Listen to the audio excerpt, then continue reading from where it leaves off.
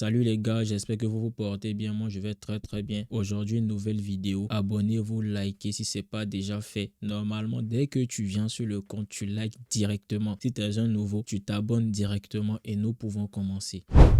El Professeur. Abonne-toi, champion.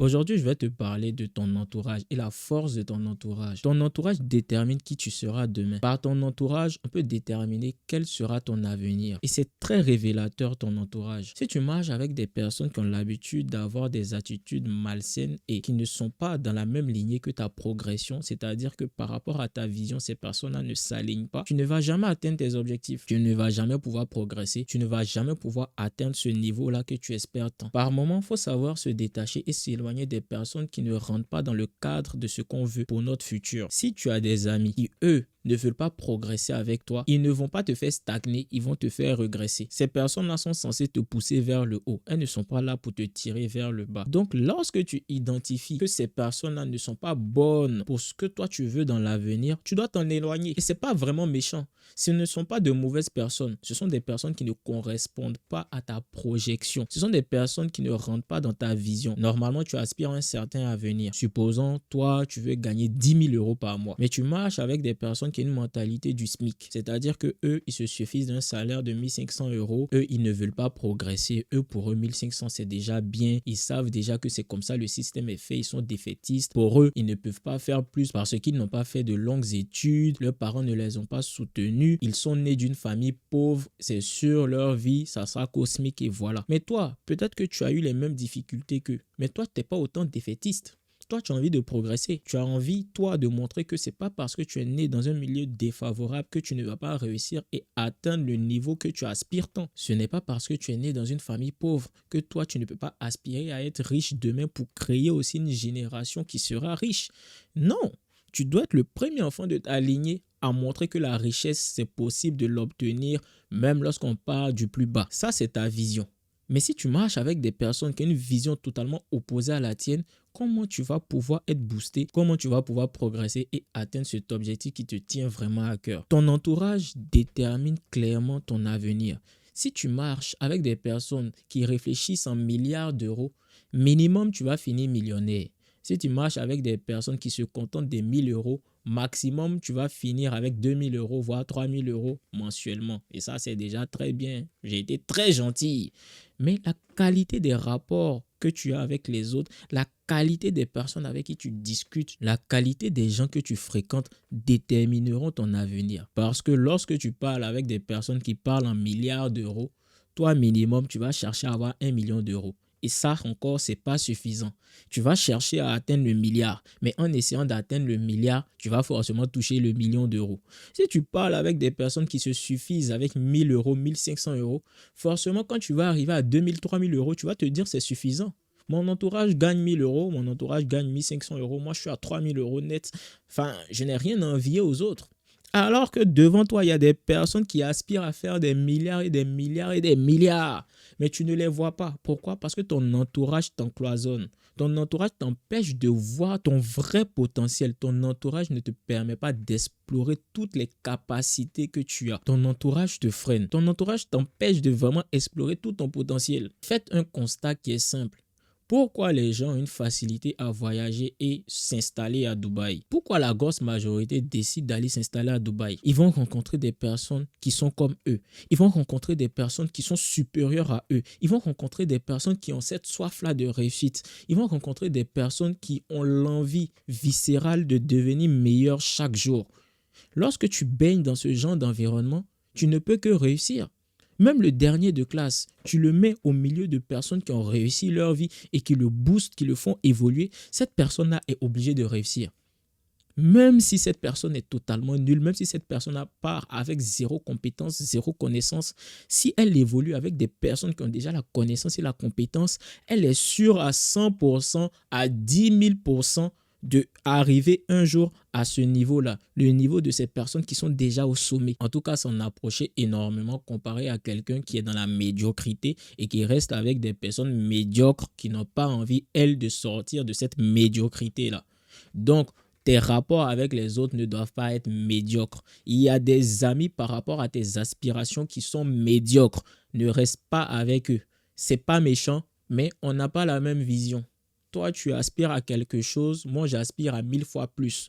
On ne peut pas continuer à parler ensemble parce qu'on ne parle pas le même langage. On ne peut pas continuer à se côtoyer parce que pour nous deux, la vision de la vie est totalement différente.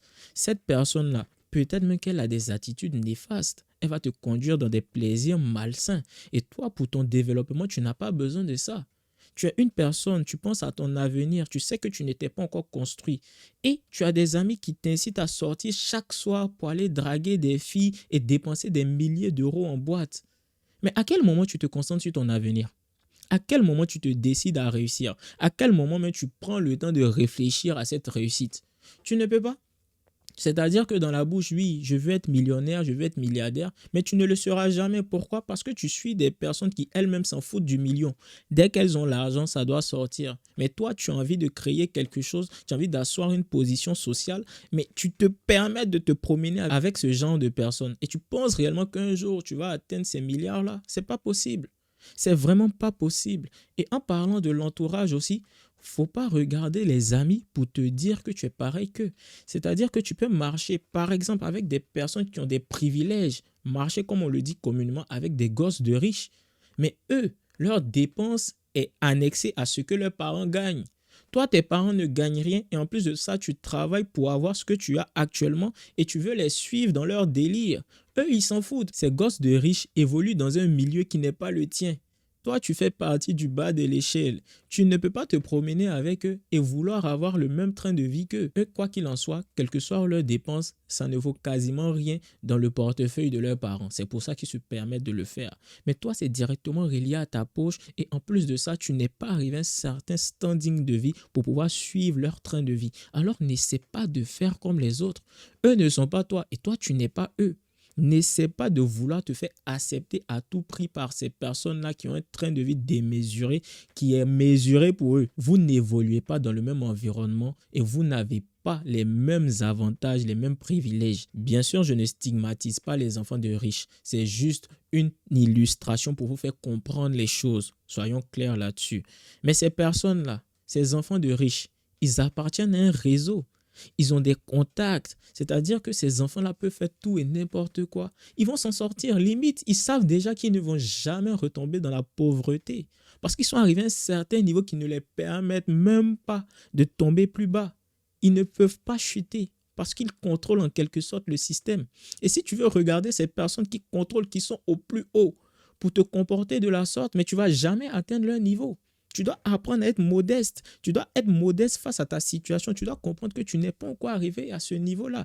Et ça doit te motiver pour toi aussi créer de la richesse et atteindre ce niveau-là par tes propres moyens. Ces personnes-là ont ce train de vie, ces avantages, ces privilèges grâce à leurs parents. On ne va pas les blâmer pour ça. Mais toi, ça doit te donner envie de permettre à tes enfants d'avoir aussi des avantages et des privilèges. Pense à ta génération future. Pense à ta famille. Pense à ce que tu veux bâtir et pense à la légion que tu veux laisser.